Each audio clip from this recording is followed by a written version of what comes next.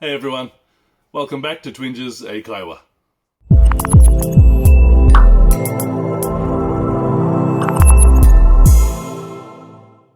皆さん、こんにちは。Twinges 英会話です。Welcome back。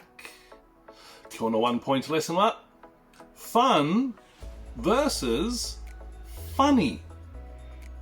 で、皆さん、Fun と Funny 結構間違った多い、それは。結構似てるね。Fun と Funny。で、Fun という英語は日本語で楽しいという意味ね。で、何か違う誰かは楽しむ。例えば、The party was really fun。パーティーは本当に楽しかった。Going to Disneyland is fun。ディズニーに行くのは楽しい。I had fun at school yesterday。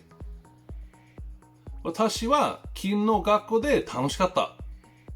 あと、fun というのは、名詞の前使ってもいいよ。形容詞だから、例えば、a fun party。Tokyo is a fun city。funny という英語は日本語で面白い。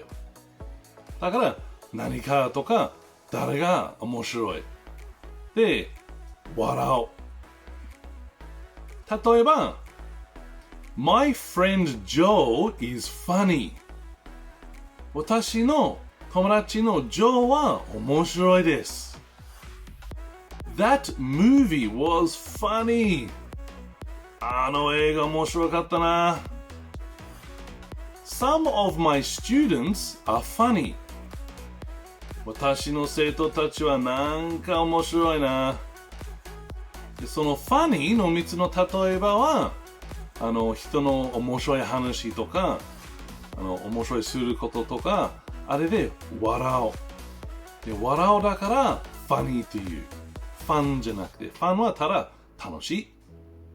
で、ファニーはなんか誰がやって、なんか見て、で、誰が喋って、それで笑う。で、ファニーというね。はい、皆さん勉強しましたか？よかった、よかった。いつもの話、みんなから提案待ってます。コメントください。